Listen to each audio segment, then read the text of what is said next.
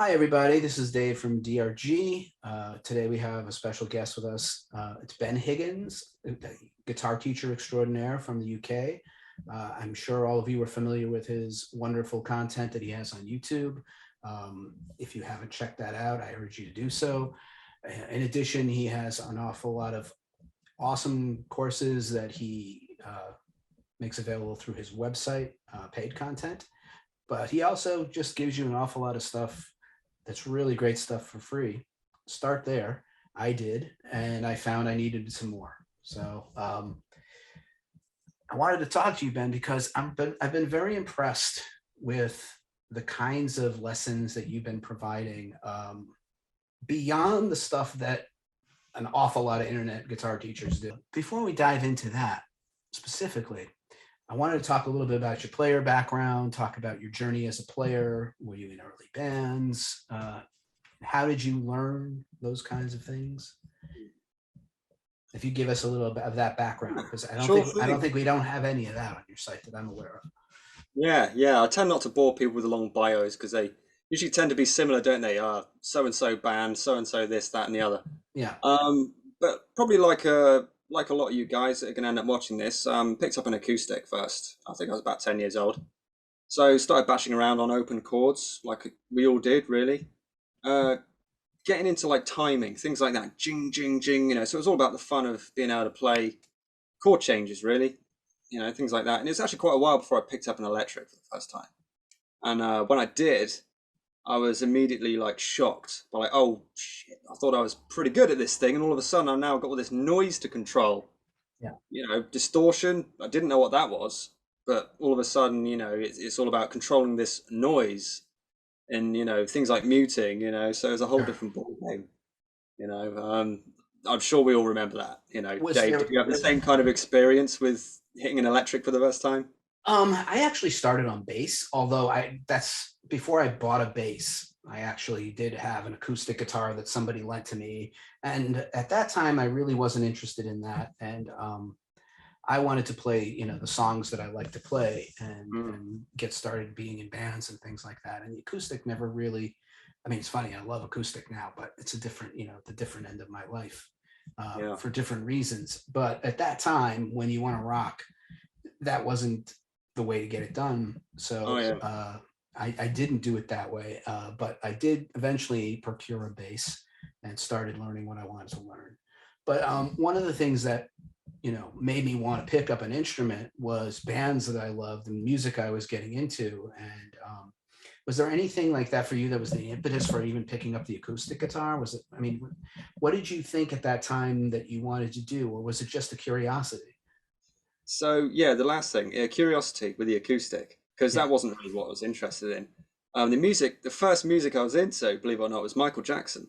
Sure. And as we all know, Eddie Van Halen / Steve Stevens, they feature on Michael's music. Right. And that was almost like a subconscious inroad towards rock guitar. But then at the same sort of time, kids, we're talking like 10, 11 years old, sort of discovered Guns N' Roses tapes lying around, things like that. And then the thing for me was Iron Maiden. So that was like the band that for me changed things. I think everyone has their band, Dave, don't they? Like for a lot of Americans, it's Kiss or Aerosmith or Van Halen. For me, Iron Maiden was like the band that changed everything. Yeah. So that got me like more into like the rock and the metal. I wanted to like get to do that. So it was quite a while before I heard like lead guitar players and started getting a bit into that. So for me, a lot of it was rhythm based, like learning riffs. And once I learned what power chord was, that opened everything up. I just kept moving that sucker all around the neck, trying to find how does it sound like this song. From there, I started figuring out, all right, these Iron Maiden songs all have that kind of that chord movement where you move down like those frets and it starts coming together. Yeah, absolutely. Were you taking any lessons at that point, or were you just trying to figure it out on your own? Just trying to figure it out. Yeah. I probably got shown my first few open chords, but apart from that, no, I didn't have any guidance with that. With electric, I just had to figure it out. But there was, guitar magazines. Remember those things, right? Sure, absolutely. And I'm pretty sure back when they first came out, they didn't even have like CDs with them. But like when I was getting them, like in the 90s, Yeah, guitarist, total guitar techniques, all that sort of stuff. They'd have like the accompanying CD. A lot of it I didn't learn. I just listened to it, sure. and I don't think I knew how to read tab for quite a long time. So I just try and do stuff by ear, but then I'd read the stuff, and then from there I'd learn names of techniques, alternate picking, vibrato. All right, so that's the wobbly thing you do with your fingers, Yeah, and it sort of started coming together from that. But the first, in terms of, I mean, because it was all bands for me right then, right. but the first guitar player that I really blew me away was Joe Satriani. I heard Okay. Surfing with the Alien in the back of somebody else's car, and that was like, wow, you know. Yeah, I couldn't get my head around how does he sound that good? Why don't I sound like that? And yeah. I wasn't thinking so much in terms of speed or techniques. It was like, why don't I sound as good as that? My notes sound thin and lifeless. His Oh, notes I sound see. really amazing. How does he get that tone, that screechy notes? Pinch harmonics. Yeah. And then it was Ingve. Ah, So yeah, those were like the first two that really blew me away as guitar players themselves, and that made me like really want to level up in terms of I want to sound as good as those guys. so the light bulb went off then. After that, did I have to work on lead stuff? Is that where you began to go that route, or were you still just sort of grasping? Um, a lot of it was just happening naturally. I don't think I had a definite I need to learn this, but I think it was just a following of what was exciting me at the time. And around about this time, I mean, we're talking mid-teens probably, so I was probably starting to play in bands. And whilst I had a bit of technique, I was getting okay, Hmm. but there was still a lot of stuff I didn't know. Yeah. But yeah, a lot of it was, and probably I'd figured out how to read tab by this point, you know, because yeah, one of the first things I got good at, apart from like timing, was legato came together pretty quickly for me. I didn't do a lot of alternate picking, Mm. but I knew what it was eventually. I knew how to alternate pick in terms of how to keep the up and down strokes together without losing it and crossing the strings, and it always stays up and down, up and down. But in terms of like the building, the speed, all that sort of stuff, I butted my head against the wall with that, like pretty much everybody else.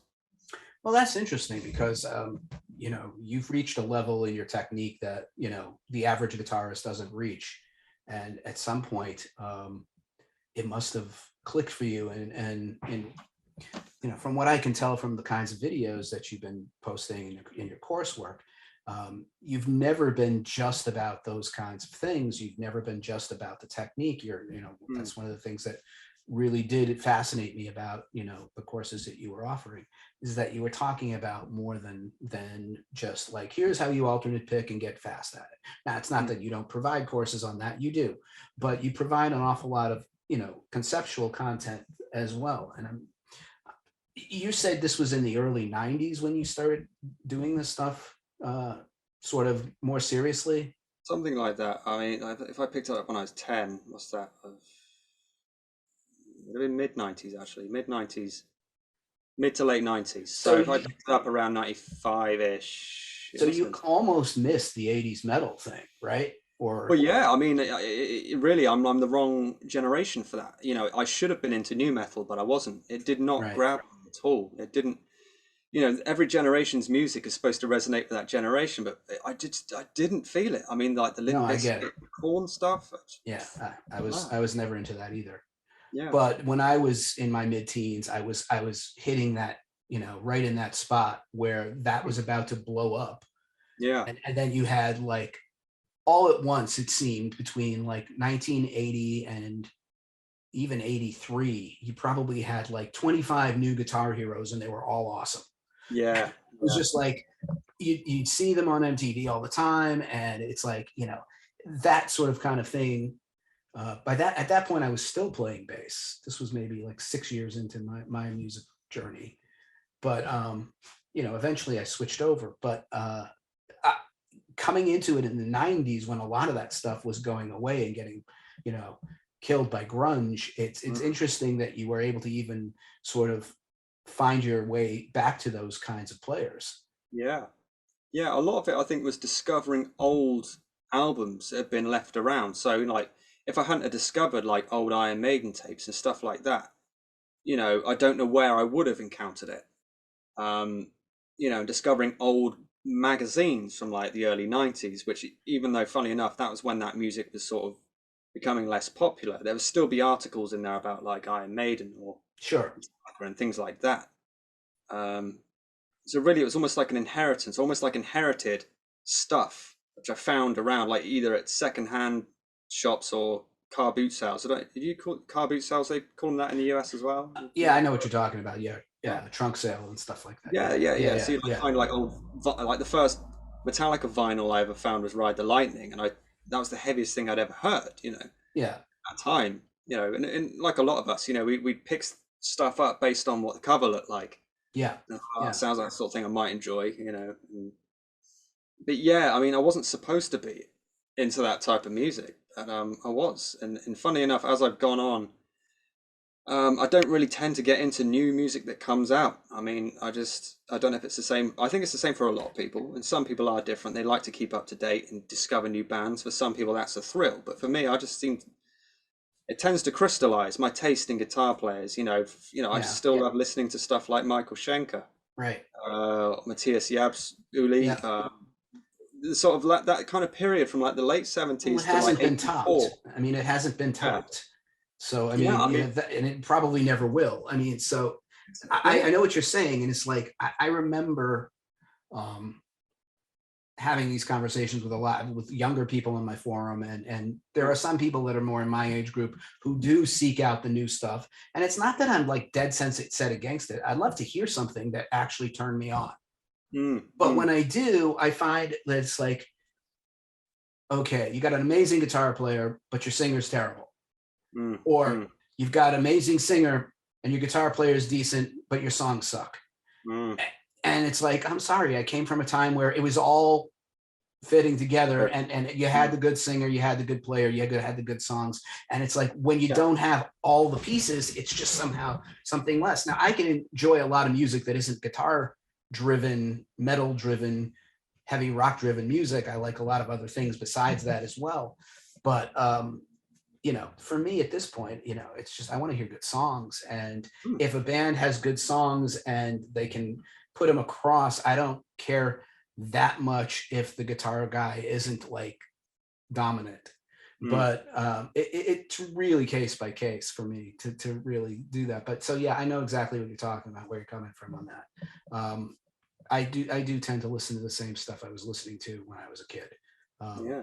And I think, you make a good point. Like, regardless of the genre, other types of music, I think the key factor they all have to have is it just has to engage you somehow, like on an emotional level, on some sort of physical, sensory level. Because, like you said, someone can be technically good, but their tone is just doesn't grab you. It's processed, or yeah, like you said, don't have a good singer, or maybe the song's not really that interesting. You can have stuff that on paper is all the stuff that you would or you should like, or it's got this, that, the other. yeah.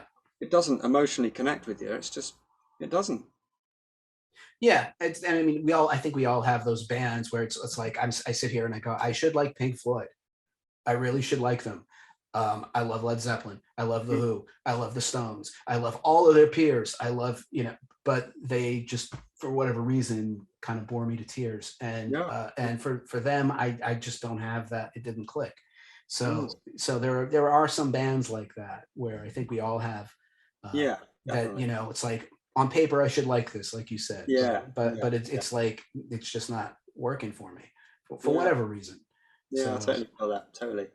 all right, so you're going around, you're picking up magazines. You still at this point just trying to do it all yourself? Did you at any point did you just uh, have other people exposing you to either new music or that was new to you, old music, or like exposing you to certain kinds of licks and tricks and techniques, or were you just really focused on doing it all yourself? It's much in terms of being exposed to stuff. I would just say, the odd family friend might have exposed me to some different bands that I'd never heard of. But in Yeah, terms of playing the instrument, no, definitely it was all I just figured it out. And between me just trial and error and guitar magazines and VHS, really. yeah, Some of it, watching old concert footage as well, trying to figure stuff sure. out, but also some sort of tuitional stuff, which I never really found that helpful. So yeah, a lot of it really was trial and error. The internet was starting to become a thing in the last year of school. The internet was a thing, Yeah. but I didn't have it growing up, and it was Yeah. years before I actually had access to it anyway. So again, it was all still just figuring stuff out and beating my head against a brick wall, trying different things when it didn't work, and realizing that, oh, ho, ho, ho, I can actually do this after all when I stopped trying to do it that way. I figured this out through the help of another good teacher friend of mine.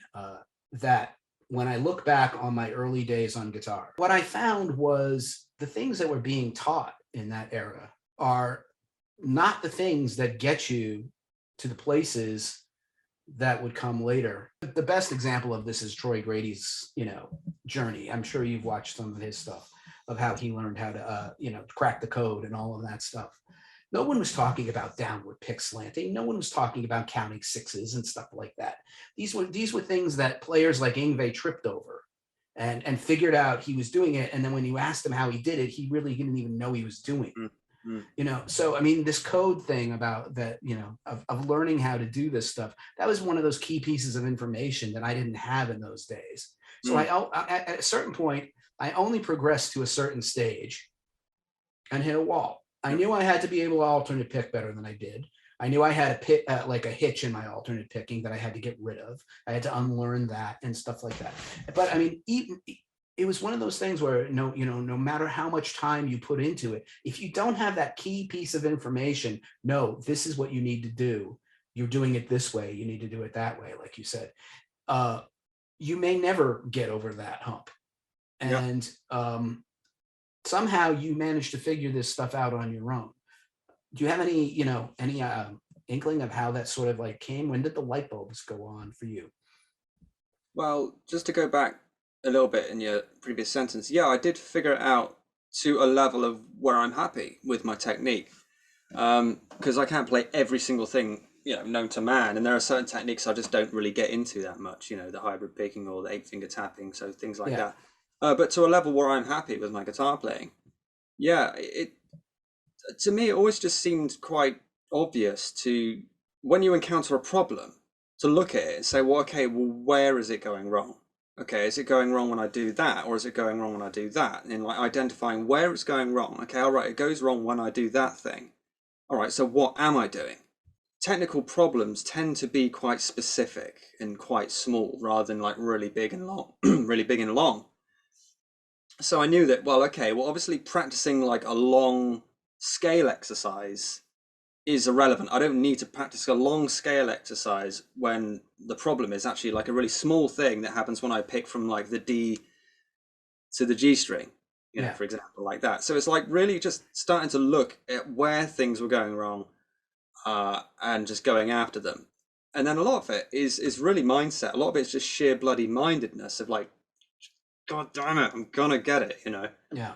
And this aggressive kind of focus of like just focusing on what you want to hear. And it kind of goes back to the beginning of my guitar journey and like when I first heard like Satriani and when I first encountered the electric guitar and distortion, it's realizing that wow, it really is down to me to craft the sound that I want to hear coming out of this instrument. And if I'm doing something physically and the sound isn't happening, then I just keep adjusting and keep honing and thinking and imagining in my head the sound I want to hear. So if I want to pick across a string and I need to pick onto the G string and that note that I'm trying to pick to isn't sounding, then right, what do I need to do until that note does sound? Until I go da da da da da da da da, that last da da note. If I want to hear that note, I aggressively focus on it until you get that note coming out.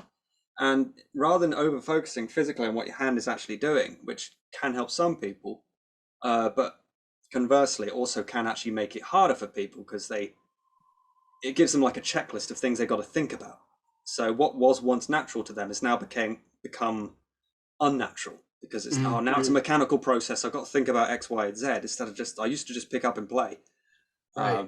But instead, I feel like when you just focus on the sound you want to be hearing, and I don't just mean tone, I actually mean you want that sequence of notes to happen, like those four notes. Let's say you've got three notes on the D string, and then the fourth note is on the G. That da da da da, that classic picking exercise. If that last note is not sounding, what do you need to do to make that note sound? Focus on it, listen for it, get it. Yeah.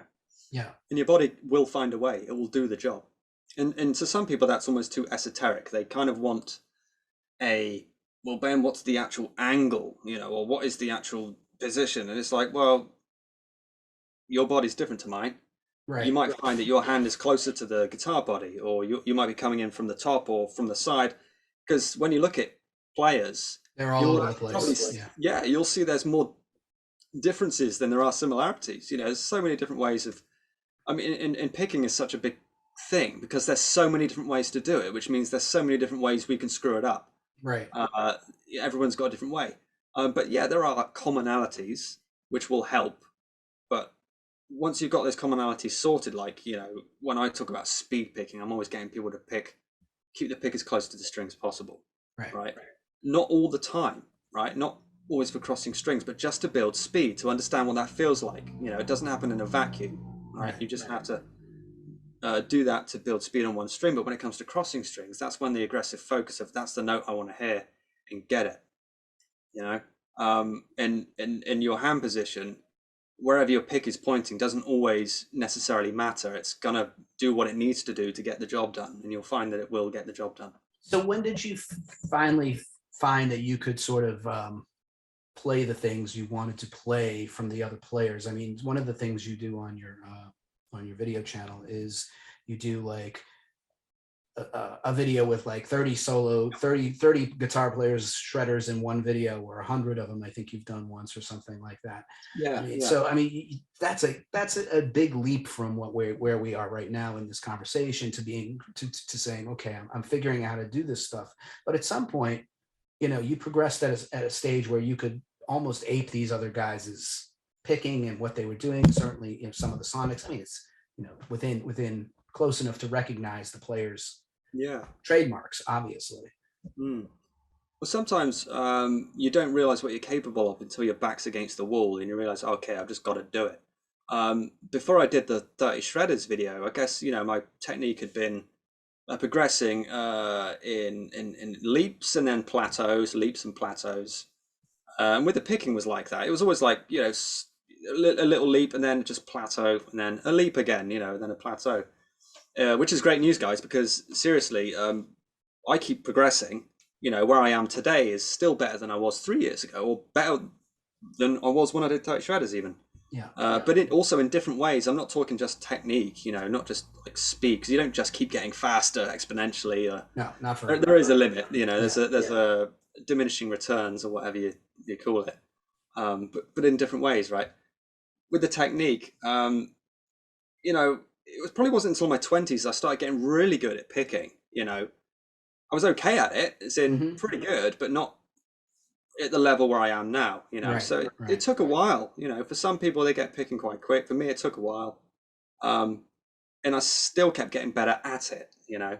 And then with the 30 shredders thing, I guess to a point I didn't realize that I could necessarily emulate all those players until I started having to actually do it. And then I realized, oh, okay, I can actually kind of do this. That's pretty cool, Yeah. I already was inspired by people like Marty Friedman, Yngwie Malmsteen. So a lot of their DNA was in my playing anyway. Right. I guess lots and elements from Satriani. The guys with the really recognizable sounds, the obvious styles like Vi, Eddie, Yngwie, they're so obvious. It's a lot easier to emulate those guys because they're so blatant about it. They've got so many signatures. I had a few of those elements in my playing anyway, so it's a lot easier to start there and then go on from that. But yeah, it just all comes down to listening, sound. For me, it might seem like the most obvious answer to some people, or even like an anticlimactic answer for some people, but it really is the power of listening, and then trying to do your damnedest to craft the sound that you want to hear with your hands. And you'll find, just little things, moving your hand, from, closer to the neck, closer to the bridge, moving the way at which your pick attacks the strings, if you want it to sound more like a particular person. Certain players, like when they do pinch harmonics, for example, they do them in different places. Yeah, Satriani, for example, he'll do them in a different place than George Lynch does them. Which right. gives Satriani his sound, gives George Lynch his sound. Yeah. Things like that. And And at some point along the way, you must have also picked up the theory side. yeah, that's a mystery to me as well. I don't know how I did that because I don't really remember that. Uh, I just must have just filled in the blanks somewhere along the line. Again, a lot of this was me just figuring out what sounded good by ear, even though I didn't really know things like what Lydian mode, Mixolydian, all those little things. I didn't really know them that much. But when I did get into Satriani and then discovered Vi and people like that, You're I'd going to read hear in the those. guitar Yeah, you'll magazine. hear those scales. Yeah. Yeah, like the guitar magazines, like gave me like the names of all this stuff. Oh, the Mixolydian, the Lydian. Okay. And I think like jamming, like Iron Maiden riffs, things like that helped because that E minor to C5 to D5, that classic chord progression. Yeah. You realize that just in that alone, you can use all the notes of the E minor scale, for example. But over the chord of C5, well, that becomes C Lydian. Over D5, it becomes D Mixolydian. All right, but it's all the same notes. It's just Right. wherever you start it, it gets given a different name. Yeah. It's what's being done underneath it. That's Yeah. yeah. Yeah. But yeah, the theory stuff, it just kind of filtered in over time, really. A lot of it I made sense of afterwards, after I figured out what I was doing and understood why it sounded okay. But I wouldn't say I went in studying theory, really. Honestly, this is going to sound like a cop-out answer. I generally really don't remember a lot of how I learned that. I don't know where I learned it from or how I learned it. It must have been guitar magazines. That's the only thing I can think of because I didn't know anyone around me who understood theory. So At some point, the light went off for you to also realize that you had something to offer as a teacher, as opposed to just a player. hmm. And you've built up a pretty impressive online curriculum for what it is you're about. And it's I would say it's not for every player. It's for a specific style of player who wants to Hmm. get good at a specific set of things. And I think that's great. When did you sort of have that idea that you thought you'd be a good person to teach this to other people? Well, a lot of that came about naturally again. Um, with the teaching side of things, I never set out to do that. It happened naturally because in the bands I was in, I'd find that I was actually spending a lot of time teaching people how to do stuff because, if I whether it was the guitar player, whether it's the singer, whether it's the drummer, or the bass player, I'd be showing them how to do stuff, how to explain things to them. So I'd find out pretty quickly that I had to be able to communicate to people, regardless of the instrument, and to get them to understand, okay, this is the way we need it to be. And I had to do that with pretty much every member I played in a band with as well. So I found out that, yeah, I'm pretty good at explaining this stuff, and quite okay at communicating with people.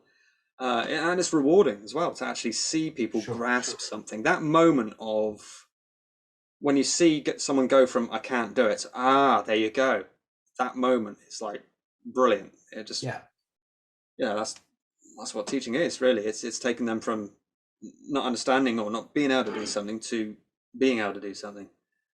So that was happening naturally in the bands I was in, and then I joined GMC Guitar Masterclass, and that was a site that I was teaching on.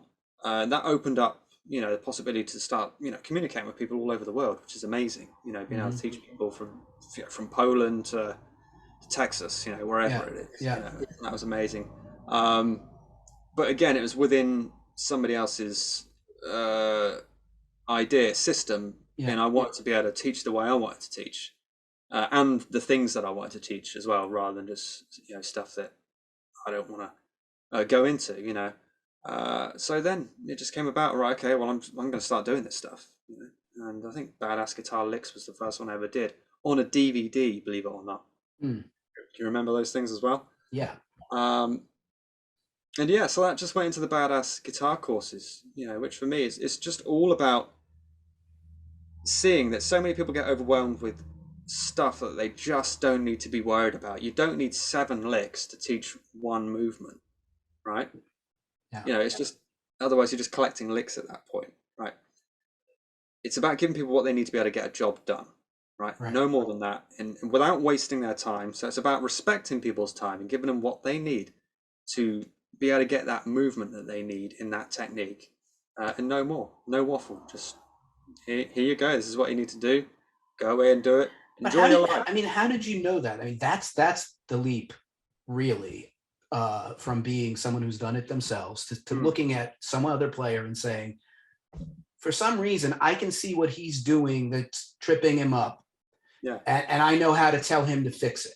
Usually because I've done it myself. Usually I can see physically what they're doing. I think, yeah, I remember trying that hand position. Yeah, I remember trying to do that with my fingers. Yeah, I remember that. Or I remember so and so in my band doing that. Or all of the problems that I see, they're pretty much all recurring, and a lot of people will come to me and they'll be like, almost like, oh man, you're never going to be able to fix me. Or I've struggle with this, that, the other, and it's almost like a lot of people think they've got a very unique, unsolvable problem, and it's almost Right. like, Right. solve that, and Right. And I thought, I mean, they're not. I went through the same thing, and I went through, not with your courses, but with, like I said, a friend of mine who helped me through it. But I thought, at a certain point, I had just said, this is about as fast as I'm ever going to be.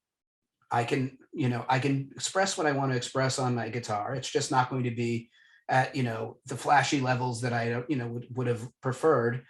And I'm too old at this point in my life, in my playing years, to, old dog, new tricks kind of thing. I Mm, didn't believe it. And my friend just said, if you trust me and I show you what to do and you put in the time, you will mm, get this. yeah, And he was right, and it did. And it got me over several hurdles. And, I'm a different player now in some ways. It's mm, not that it's changed my style tremendously, but it's mm, just that the flashier bits are now a little flashier. It's yeah, just, it's not changed the way I approach crafting solos or anything like that, or, melodicisms or things like that. But it was like getting past this hurdle that I didn't believe yeah, I could get past. yeah. And I know so many players who have that problem. And apparently you do too, because I saw this video you put up a couple of days ago, or no, it was a month ago. People like me can't do this. Oh yeah, I posted that video on my forum because I wanted people to see that, like, I know that, there's a certain age of a player who's only reached a certain point and they figure it's never going to happen for them. And, you still have to do the work, obviously. yeah, But yeah, again, this is where it's like the key piece of information that I didn't have, that when I got it, all I had to do was yeah, yeah, add practice, and it came. yeah. Time doing the right. Yeah, Yeah. And yeah, I mean, it's fascinating for me that you were able to so hone in on what it is those things are yeah, that let people get over these kinds of humps, yeah, and get past things that have had them stuck for in some cases decades. Yeah. yeah. Because it's being human. It's really understanding that these are the things that we as human beings go through. Not just with guitar playing, but with everything in life. And, our attitudes to things are usually a result of past experience where we've tried something and it hasn't worked, or conditioning in which we believe that, it can't work because people like me can't do this because that's just for, people who are talented, for example. That's, Right. another one of those myths. Because I remember hearing that kind of stuff, growing up. I think when I first heard it, I might have said something like, "Wow, how can I ever play like that?" or something like that. And the person I answered with, who was probably in his 50s at the time or 40s, said, yeah, "Oh, yeah, just play every day from the age of 8. You'll be able to do that." Again, and For, that kind yeah, of, for the 12 hours a day. Yeah. And all that. Yeah. yeah, and if people repeat that stuff often enough, it starts becoming the truth, and a lot of people Sure. think that's gospel, that, oh, you have to do that, and they hear this, oh, Steve Vai or who, insert name here, who would Yeah. play for No. multiple hours per day. But look, yeah, time is involved, but don't forget that a lot of what they did when they were younger, they did it because they were young, they had no responsibilities, and they were Right. enjoying themselves. It doesn't actually mean they were practicing effectively for 8 hours straight, Of because course. I'll tell you now, that does not happen, especially when you're young. Nobody has that focus when they're young. And there is a finite amount of progress you can make physically in any given thing Sure. in one day, because your body and your mind is knackered after a certain point. You know, maybe you could make 40 minutes of physical progress on the guitar if you're practicing alternate picking quite intensively.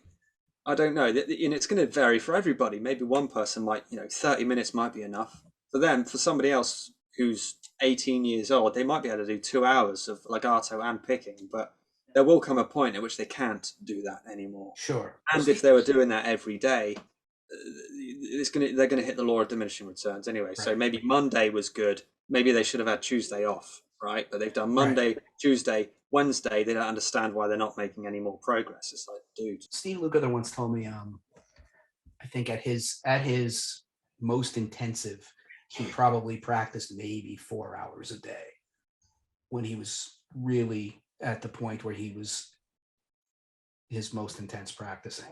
And he said the people who tell you they're doing it for 10 and 12 hours, they're lying to you.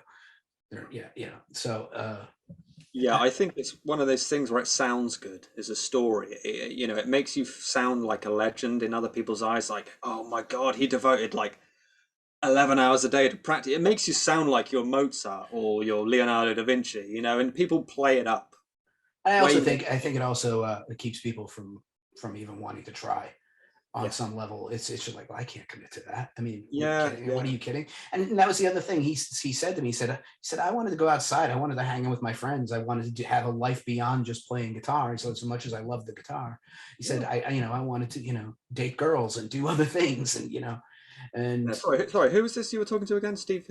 Steve Lukather. Oh, Steve. Look at yeah, Yeah, yeah, yeah, yeah, yeah. and yeah. I'm pretty damn sure that's the truth, because he would just give you the truth like that. And the thing is, I mean, this is going to go into music and creativity, but really, if you don't have a life, you don't have a life to bring to your music.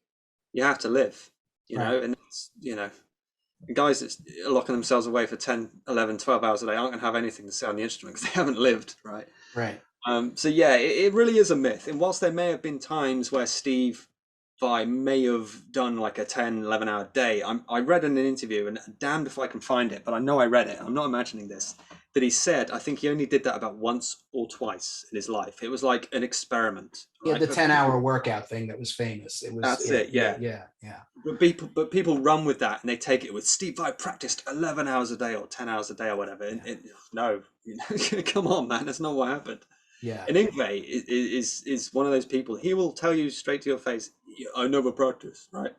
He's always said that. He doesn't practice. He He just plays. He just plays. plays. Yeah. I mean, at a certain point that becomes true. I Yeah, think, at a certain once you've reached where, you're yeah, content or whatever with what you're trying to do, I think that does happen. Um, I've talked to, like I said, some other players like this, and I knew a guy who was down the rehearsal hall from Ingve when he was 18, and he would be in there all day running Paganini licks and stuff. I mean, all yeah, day. yeah, But I mean, he was doing more than just exercise. He was playing. yeah, Yeah, for sure. Yeah, yeah, because like knowing Ingve, not the kind of personality that would sit still for once doing a focused thing for a long time. He'd get bored. So yeah, not in a disparaging way, but you'd say his practice would have been quite unfocused. Leaping from one thing to another, or just playing something again and again. So when your practice is unfocused, you need more of it for it to stick. But if it's focused, you need less of it to get a job done. But yeah, Ingve's approach obviously worked. This combination of just obsessive playing and the fact that he was obsessively doing things again and again meant he was just by default getting better at doing it. We kind of gone off track of it, but the whole people that are older saying that they can't really do it and they think that they can't get any better, and that's like a kind of another thing that seems to infect the guitar, or should I say the musician kind of sphere, which is people think that the only gains you can make when you're older are kind of like phrasing or composition based. They sort of think that, well, once you get past a certain age, you're not really going to make physical progress anymore. yeah. That's what And I. that's not true, because I see that again all the time.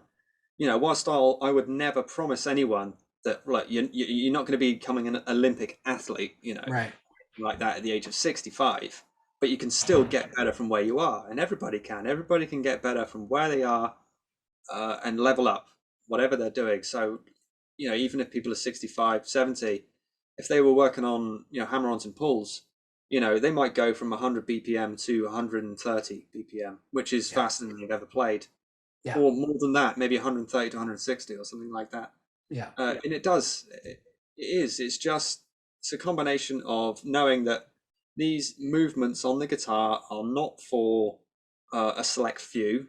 It's not just for the lucky people who are selected at birth. It really is just played by ordinary people. These rockers, these musicians are ordinary people, um, like me and you. They're humans. They got two hands in most cases, and they're just movements. And it's Yeah. just putting the time in, being able to do the right thing. And yes, sometimes people do need guidance. Some of these guys were lucky enough to figure some things out, but yeah, a lot of the time you need guidance. But there are a finite amount of things that you can get wrong on the guitar. Unless you're coming with like 3 heads and 10 arms, you're going to have the same recurring problems everyone else has, and they can be solved. And if you just do the right thing and put the time in, you will make progress. Yeah. And I think the thing that, that's the thing that's been driven home to me more in the last year or two is, the people who know what the right thing is. That's the secret sauce on some levels. One of the things, I took your Guitar Greatness Unlocked course, which is, I'd say, for at least intermediate level to advanced level players. I don't know if you've got a lot of beginners in there, but I would imagine that would be tough for Yeah, them. no, I think that's fair to say. Intermediate, really, to advanced. Yeah. Yeah. The thing that drew me into that course was not the how to play stuff, it was the what to play stuff. It was more about how to think. And Mm. you were covering subjects. Much of it was somewhat familiar to me, but some of it wasn't. And some of it, I mean, you had us do a thing where you said, I want you to try and do pick harmonics with an upstroke, for Oh yeah, example. yeah. And it's like, huh, I never even thought to do pick harmonics with an upstroke. I've been doing with a downstroke my whole life. Okay, that's something that I hadn't thought of. And these Mm. other things where it's like how people should be thinking about what they're playing, cutting through all the bullshit. And so that your playing is musical rather than Mm. robotic, the phrasing issues and things like that, playing over the bar, playing past, the fourth bar or whatever it is, and Mm. make your phrase, go past that kind of thing. And I was like, I started to think about that. Do I do that? And I think I do that occasionally. I don't always do it, but I mean, it's like I had to think about it. And Mm. what I liked about the course was it got me thinking about Yeah. things. And that, some, like I said, some of which I had been exposed to, others things not so much. And how did you come to like develop a course that was kind of like that rather than, I mean, you had this quote, and I'll read this quote. I think this was from that video that we just talked about. If your problem's going to be solved by more free licks, they'd be solved by now. It's all Mm. about approach and understanding things. That's the thing that drew me in, and the things that I'm always trying to get better at, in addition to the physical stuff. How did you crystallize this idea that you were going to put That's it. together a course that focused on the mental aspects, the conceptual aspects, rather than the physical aspects? Because that's, to my knowledge, something that not a lot of internet guitar teachers are doing. A lot of it just came from teaching people what I do myself in a lot of my own music. And it's just an amalgamation of so much stuff that I've just taught people over the years. It's moving from the technique side of things and saying, okay, right, we're not going to be thinking about technique. Let's get to the good stuff, what we do with the technique. Let's forget the physical machinations of how you alternate pick. Let's get to the really fun stuff of just creating melodies, of making something sound interesting by picking better note choices, and what you Yeah. said, the breaking out the bars, things like that. And what's great about this is these are, well, I'm hesitant to use the word easy. I would say simple. They're kind of simple concepts that once you start applying them to your existing guitar playing, regardless of your level, so you could be a pretty high level of guitar player, and yourself, you're an experienced guitar player. So if you take any of these simple concepts and apply them to your playing, right away you can get results. And this is just stuff that is in all of the great solos. It's in all great music, whether it's composed or whether it's improvised. You will find all of these elements that we go through in Guitar Greatness Unlocked. All of that stuff exists within it. So there's a bit, I'm doing with the guys at the moment. We're talking about some of these famous guitar solos that exist out in the world, Yeah. and they're selections that they're coming to me with, and they're beginning to see all the elements we talked about, like the arpeggios, the integrated arpeggios, the divide and conquer, breaking up the bars, the target notes. Like, Yeah. they're beginning to recognize these now in their favorite solos, or other music that they're listening to out in the world. They're beginning to see that all this stuff is in there, and Yeah. this is just stuff. I've been doing this, like I said, for years anyway, and this is come about from listening again to all of my favorite players, uh, but players that are great at composing.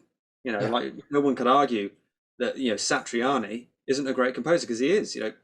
Great composer. And Ingve, for all of his really busy solos and the fact that a lot of it is quite excessive, when he does dial it down, he still is great at being able to phrase a solo, the way he places things across the beat. He's got that sophistication in his playing.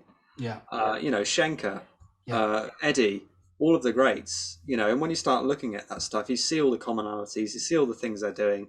And yeah, it's just years of studying these guys and just writing myself as well, and all the things that make it great. And then being able to hear players out in the world and stuff that maybe isn't very good. So, so let's say you've got some players who are technically brilliant, for example, but it's not that good. People Yeah. aren't moved by it. No one's really, it doesn't move me or whatever. But you know why. Yeah. Why. It's because it's this, that, the other. Yeah. So being able to identify those things that make something sound robotic and mechanical, and like someone's just running through scales, well, you know how to avoid that. So how do we get the stuff that sounds good? And all of that is in the course. So that's my just years of basically realizing what bloody sounds good, putting it Right. into a course and saying, right, if you guys follow these steps, you're going to be able to do this and make your own playing sound great. Whether you go on to compose your own music yourself, or whether you just take this and use this for your own phrasing or your soloing, Yeah. again, it's going to make it sound way more sophisticated than if you're just running scales up and down the neck. Did you find any of this stuff sort of crystallized for you after doing the 30 shred solos or the 100 shred solos? Did you have to go through that process of like aping all of those guys to sort of understand, oh my God, they're all doing this, they're all doing that, they're all, I would say no, no. I would say, whilst I may not have had the terminology to put it into words necessarily at the time, because I hadn't necessarily taught these concepts, but I was aware of them and I was using them myself before I was doing the 30 shredder stuff. yeah. I look at your website, I look at your YouTube page, and I see a very thoughtful, well-crafted curriculum. I think you've done a great job with this stuff, and you've marketed it well. And I can tell you, as someone who took the course, and whoever's listening, it's a great course. It is a little different. You're thinking musically as opposed to just necessarily being a guitar player at that Yeah, point.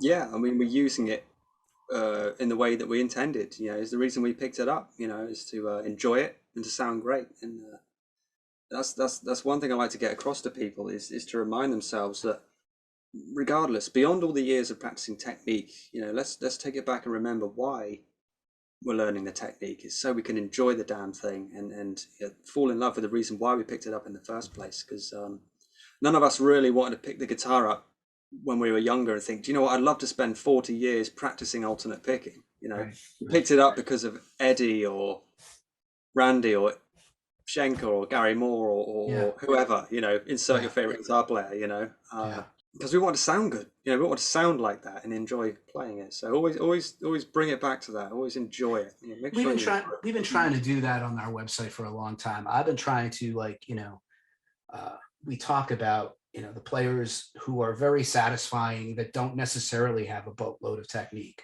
it. like Angus Young, for example. Oh, He just he just amazing. he just plays what's right. It always Uh, feels good. Always, everything he yeah, does is brilliant. and Leslie West and people like Mm, that who he launched a zillion vibrato guys. Him, yeah, yeah, yeah. and very influential on Schenker and guys like that. And he had, massive tone and was not a fast player. He's a two-finger player by his own admission. But I mean, he just was slamming it out. And Yeah, I mean, one guys thing like they that. had in common, one thing they Yeah. all had in common was pure conviction.